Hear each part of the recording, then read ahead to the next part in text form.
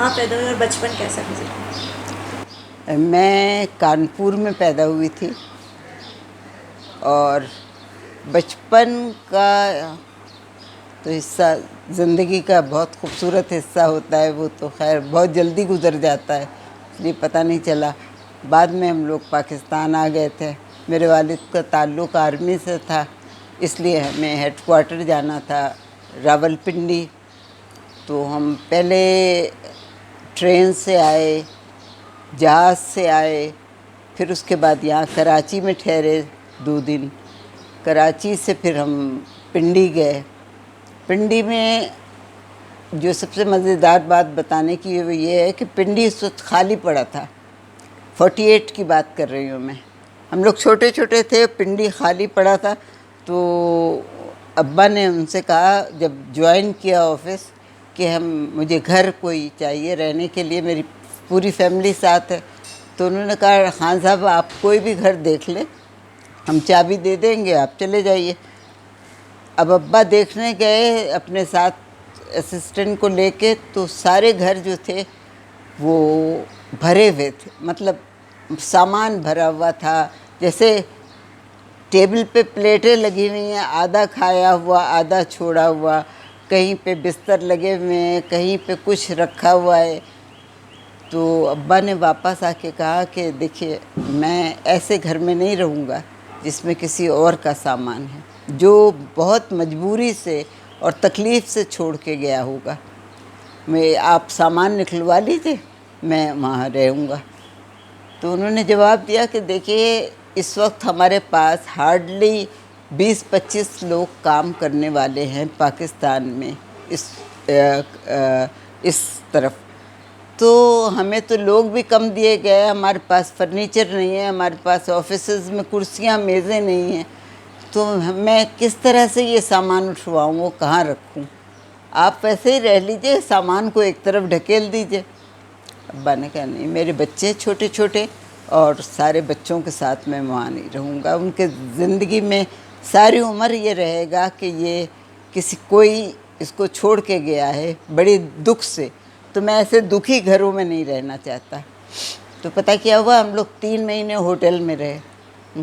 एक ही होटल वहाँ खुला हुआ था और हम लोग 3 महीने होटल में रहे। फिर मेरे मामू आए भोपाल से, उन्होंने कहा कि ये नहीं होगा, आप अपना सारा पैसा इसी पे गुजार देंगे। अजीब सी कहानी थी हमारे लिए कि हम लोग होटल में खूब, वैसे हम बहुत मस्त थे उसमें, क्योंकि कोई था ही नहीं वहाँ, तो हमारी खातरें होती थी।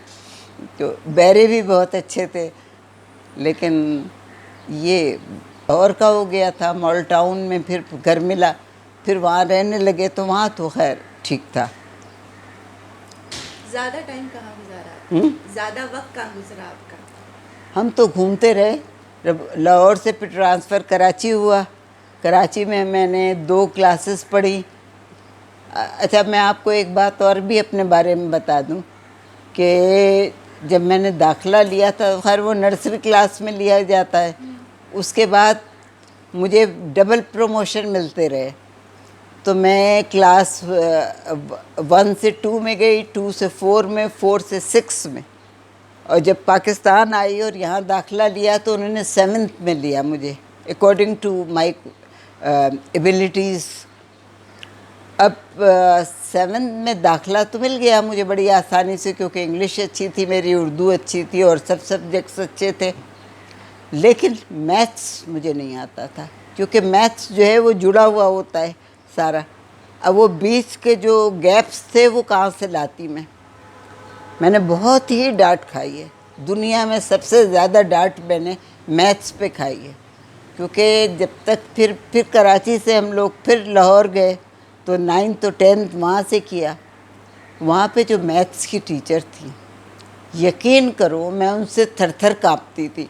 मैं जैसी लड़की जो इतनी स्ट्रॉन्ग और शौक थी, मैं पीछे छुप के बैठती थी कि उनकी नज़र न पड़ जाए, मगर उनकी नज़र पड़ जाती थी और वो कहती थी आके बोर्ड पे हल करो। अब क्या मैं हल करती, वो सारा गड़बड़ हो जाता था, फिर डांट पड़ती थी। तो इस तरह से मैट्रिक तो खैर अच्छा। और मैट्रिक में वहाँ जाके मैं फंसी जब के वो फॉर्म भरे जा रहे थे, उन्होंने कहा कि आपकी जो उम्र है ये तो हमारे हिसाब से गलत है, क्योंकि हमारे पंजाब में तो 15 साल से पहले कोई वो नहीं दे सकता मैट्रिक का एग्ज़ाम। आप तो अभी 13 साल की भी नहीं हुई हैं, तो कैसे देंगी। अब मैंने कहा, अब्बा से जाके कहा, तो अब्बा ने कहा कि ये क्या मतलब हुआ, जितनी उम्र होती है उतनी लिखवाई जाती है, ये तो इंडिया से लिख के आई है, तो हमने थोड़ी, ये तो इंग्लिश स्कूल में हम वहाँ पढ़ रहे थे, तो उन्होंने लिखी थी। तो उन्होंने कहा कुछ भी हो, आपको इसका एक वो बनवाना पड़ेगा, एक मजिस्ट्रेट से लिखवाना पड़ेगा कि उम्र आपकी बढ़ा के लिखी जाए ताकि आप इम्तिहान दें। क्योंकि मैं ऐसा रो रही थी, शोर मैंने डाला हुआ था कि जैसे मुझे टॉप करना था और मैं रुकी जा रही हूँ।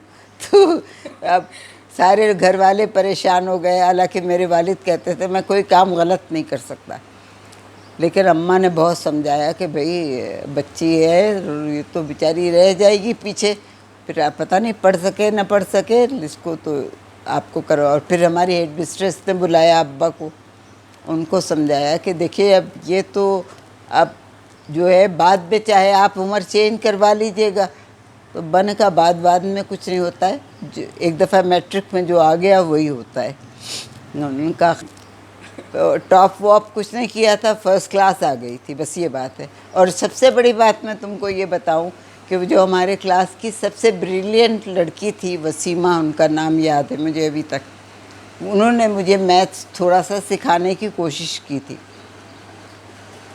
मैं पास हो गई, वो फेल हो गई मैथ्स में। अजीब सी बात हुई। और खैर उसने नेक्स्ट टाइम दिया, उसकी तो पोजीशन आई थी बाद में नेक्स्ट ईयर, लेकिन ये कि मैं निकल गई। फिर उसके बाद हम लोग कराची आए, फिर ट्रांसफ़र, ये इन लोगों के ट्रांसफ़र हर 2 साल बाद 1.5 साल बाद होते रहते हैं आर्मी में। तो यहाँ से फिर आ गए अब्बा, तो यहाँ पे हमने गवर्नमेंट कॉलेज फॉर वेमेन में दाखिला लिया यहाँ पे। अब यहाँ पे दाखिला तो मुझे फ़ौरन मिल गया क्योंकि मेरे मार्क्स बहुत अच्छे थे, फर्स्ट क्लास थी। तो मेरी बहन को नहीं मिला, क्योंकि अब ये जो तारीख़ें जो हमने इधर उधर की थी ना, उसमें मेरी और मेरी बहन की तारीख़ पैदाइश में 1 महीना था। अब उन्होंने प्रिंसिपल ने कहा ये कैसे हो सकता है, कहा भाई ये वजह भी बता दी। उन्होंने कहा नहीं, फिर इस तरह दाखिला नहीं हो सकता। फिर उन्होंने सर सैयद कॉलेज में लिया, मैंने वहाँ पे लिया। तो खैर। अच्छा मैम बताएं कि वो बचपन कैसे गुजरा, जब बहुत छोटी थी उस वक्त का बताइए मज़े। बहुत मज़ेदार था। क्या करती थी? अरे सब तरह की शरारतें कर ली।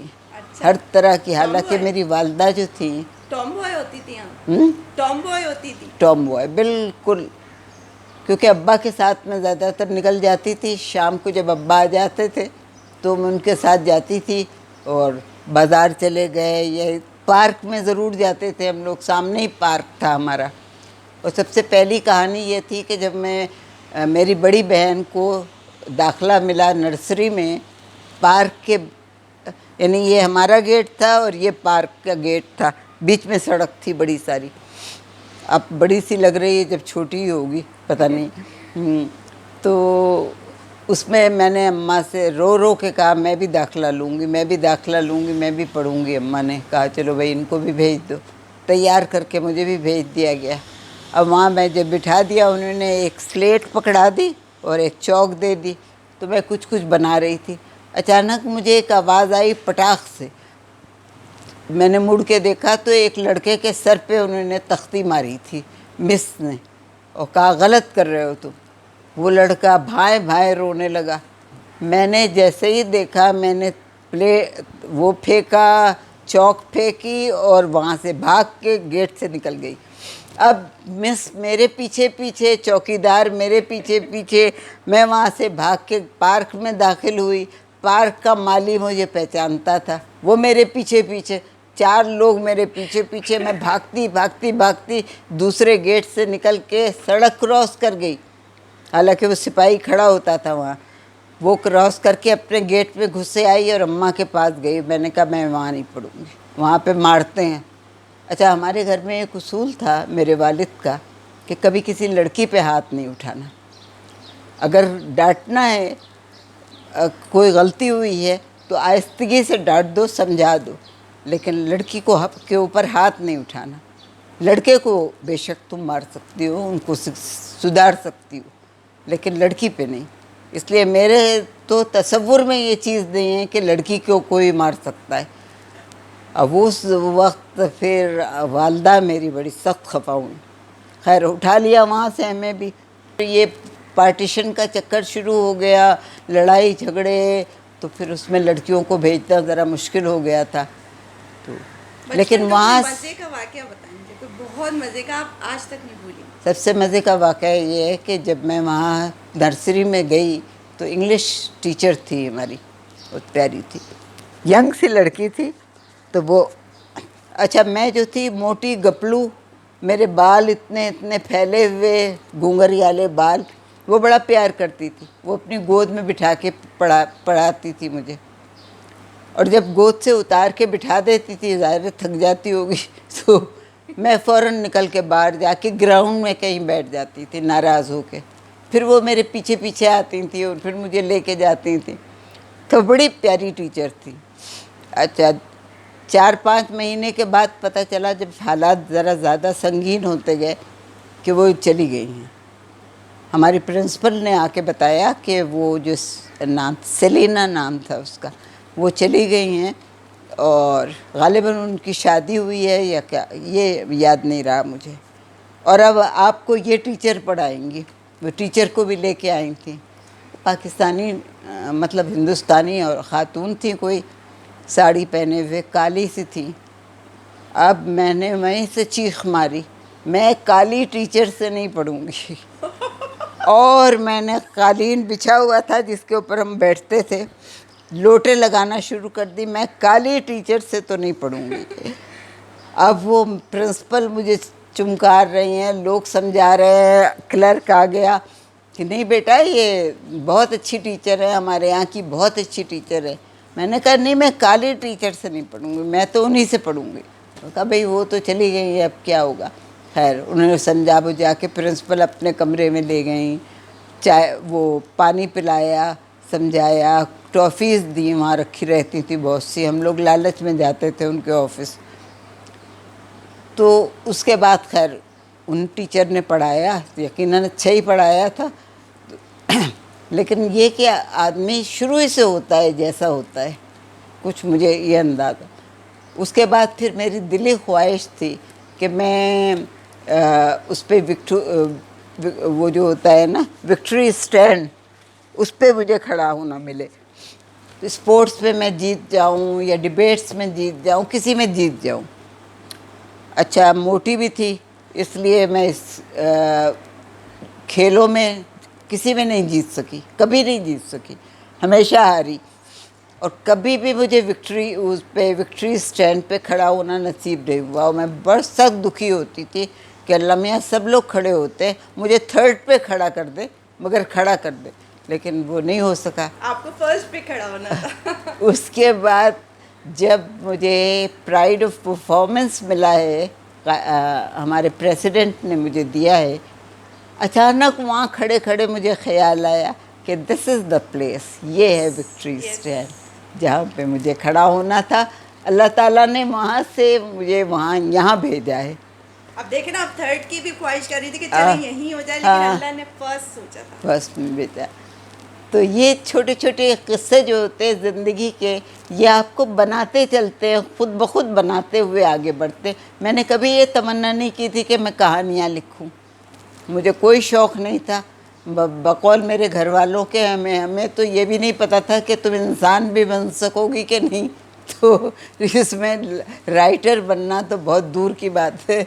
मैं तुमको बताऊं, कॉलेज में अगर तुम मेरी प्रोफेसर से मिलो, मिसेस गुलजार, पहले वो मिस फ़िक्री थी, वो कहती थी कि this girl made my life miserable, she is a devil, she is barbarian, savage, पता नहीं क्या क्या कहती थी, और इतना प्यार करती थी कि कुछ हद नहीं।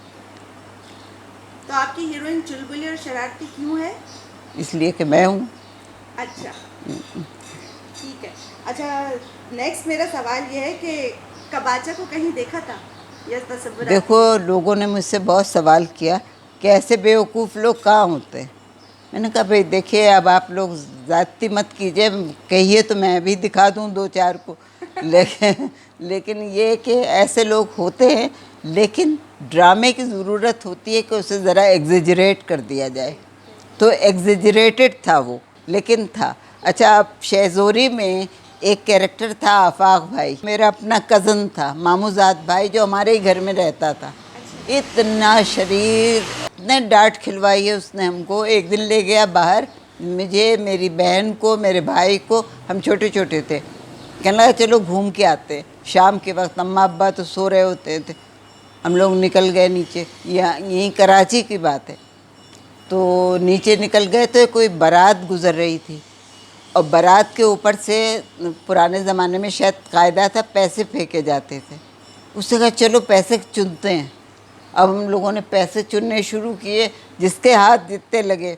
उसके बाद उसने कहा इसकी कुल्फ़ी ख़रीदते हैं, वो आइसक्रीम लकड़ी में लगी हुई, वो आइसक्रीम ख़रीदी। और उसके बाद बड़े फ़ख्र से हम घर में दाखिल हुए वो लेके। अम्मा ने पूछा ये कहाँ से आया?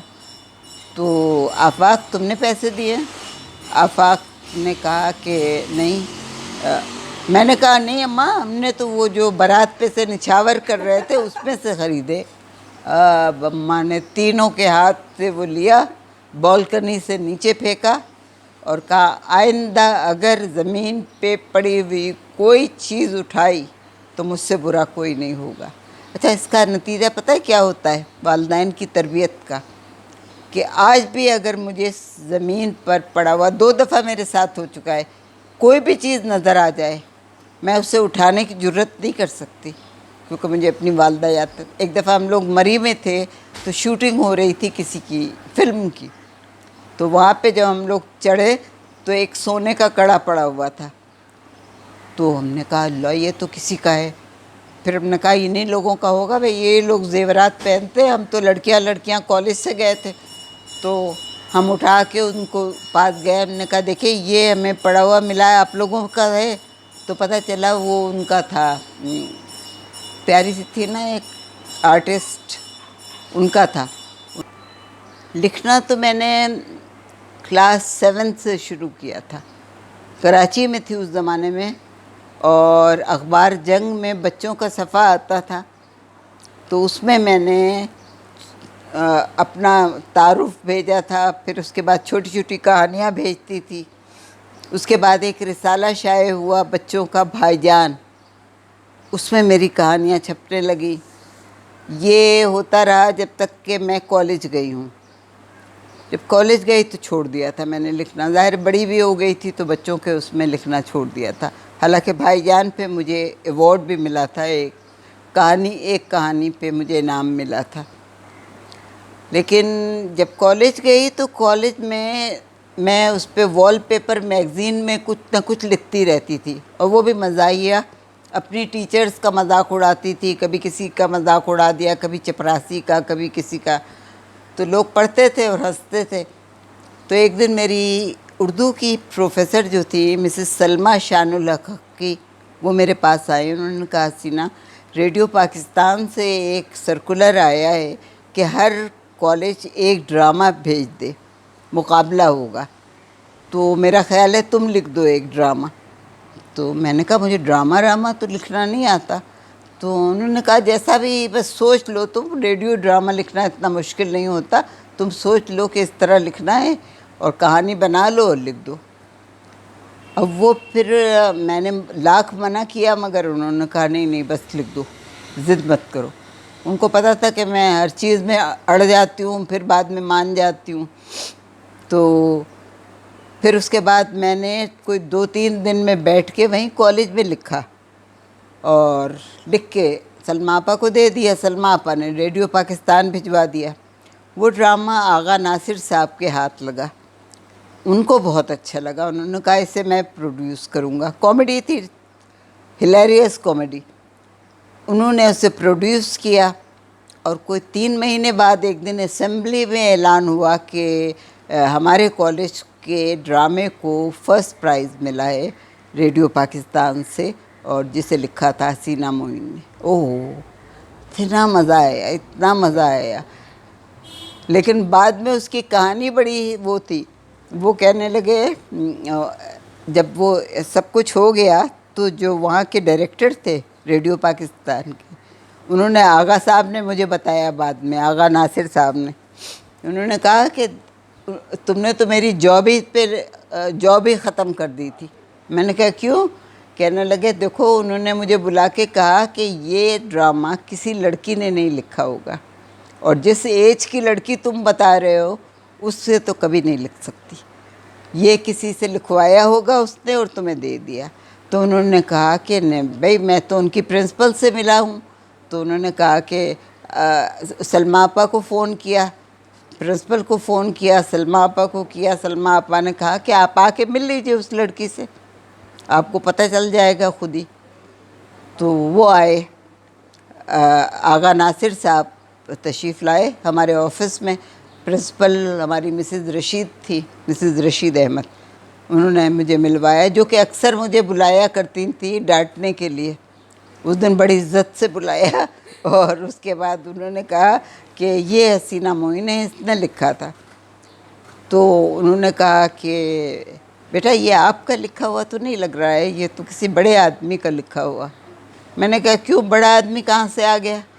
लिखा मैंने यहाँ बैठ के, तो बड़ा आदमी कहाँ से आ गया? अब उस वक्त मेरी अंदाज़ यही होते थे, जंगली वाले मेरी तो उन्होंने कहा कि अच्छा सच सच बता दें, ये आपको खुद ही ख्याल आया था कहानी का? मैंने कहा कहानी का क्या है, मैं ट्रेन पे अब्बा के साथ सफ़र करती रहती हूँ, तो मुझे तो पता था कि ट्रेन में मज़ा आता है। अब ट्रेन में आप लोगों को चाहिए था एक रोमांटिक स्टोरी, तो मैंने अपने दिल से बना ली वो। तो कहने लगे कि मगर हमें मतलब ये मालूम होना चाहिए कि कभी गलती तो नहीं हुई है कोई। मैंने कहा बिल्कुल नहीं हुई है, और दूसरी बात ये कि अवार्ड मैं घर नहीं ले गई हूँ, ऑफिस में रखा है, आपको चाहिए तो ले जाइए। वो बेचारे इतने वो हुए, नहीं नहीं नहीं, मेरा मतलब ये नहीं था, यकीनन तुम्ही ने लिखा है, अब मुझे यकीन आ गया। और ये कह के वो चले गए थे माजरत करके। उसके बाद से रेडियो पाकिस्तान से मेरे पास आया दूसरा एक सर्कुलर कि आप हमारे स्टूडियो नंबर 9 के लिए ड्रामे लिखिए। अब स्टूडियो नंबर 9 उस वक्त पाकिस्तान का सबसे बड़ा वो था ड्रामे का चैनल। अब उस पे मैंने कोई 8-10 ड्रामे भेजे और वो बहुत कामयाब रहे। एक बात मैं तुमको बताऊं, मैं यूनिवर्सिटी से निकली और मैं टीवी स्टेशन बुलाई गई, और उसके बाद टीवी ने मुझे 40 साल छोड़ा नहीं।